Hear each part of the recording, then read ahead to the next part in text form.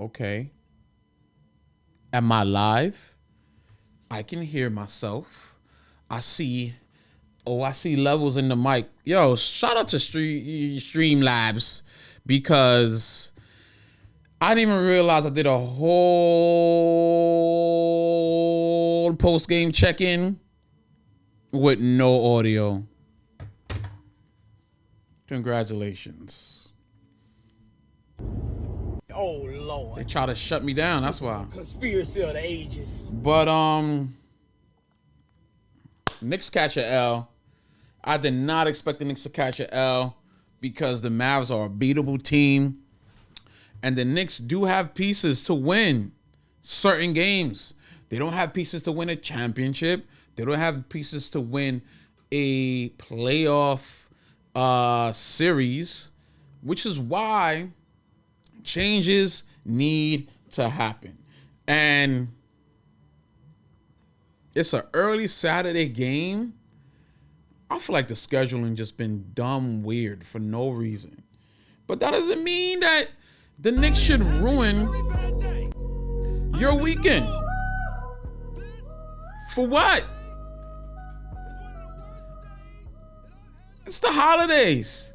And don't let the gift of a Knicks L ruin your holiday spirit because they're gonna keep losing. This is what, the third loss in a row at the Garden, and they play the Cavs tomorrow, which is probably going to be another loss because they lost the last game to the Cavs. And then they play the Hawks, which is a toss-up because we used to own the Hawks, but all of a sudden, Julius Randle got to put everything on his back, and we got to live and die with Julius Randle, which means we're probably going to die more than we live. Wow, that sounds morbid. But we be losing. And it's easy to say, oh, I'm tired of losing. Knicks fans are tired of losing. But we've grown accustomed to losing. We're 10-13 now, and we'll be 10-14 tomorrow. Maybe hit 15 losses during the week coming soon. And looking at the schedule,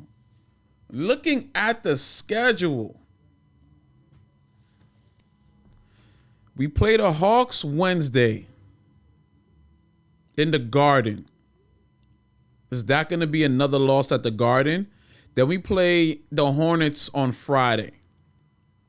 A win.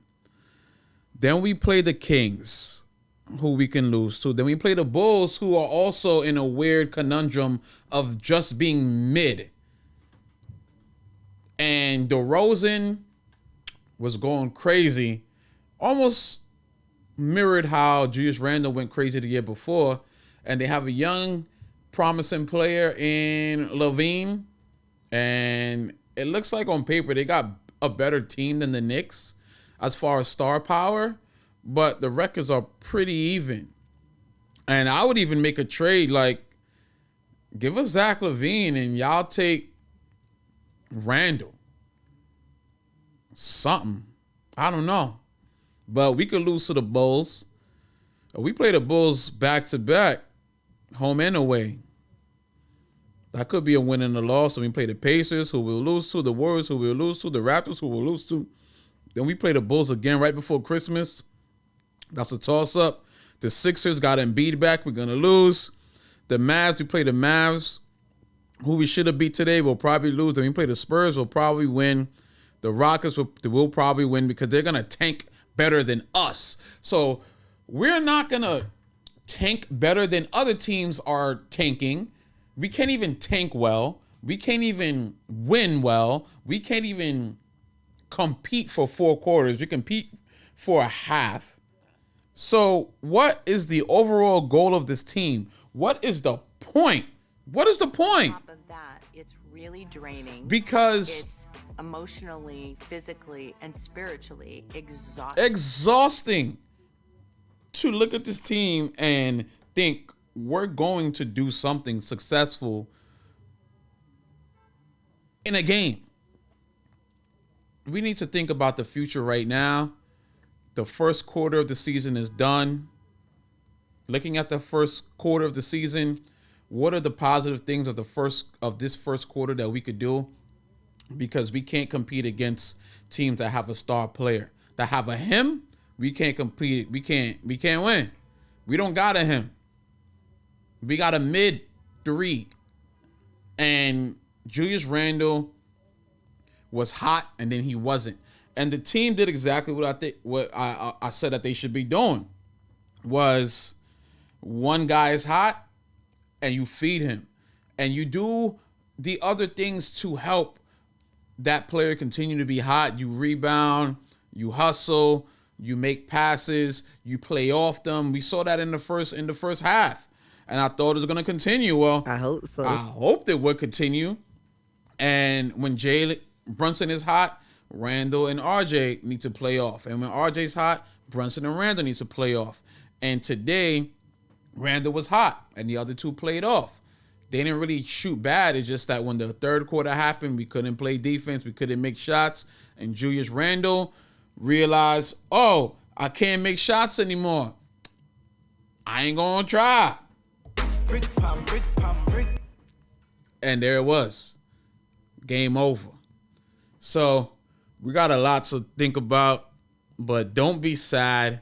Don't let this Knicks loss ruin your weekend. Tom Thibodeau was yelling. The refs kept doing some weird things to help out This is a conspiracy of the ages. Luka and the Mavs. But listen, them bricks gonna go up and the rage meter is gonna fill up. But don't be angry, New York, man. We need more love. We keep yelling and being mad at each other.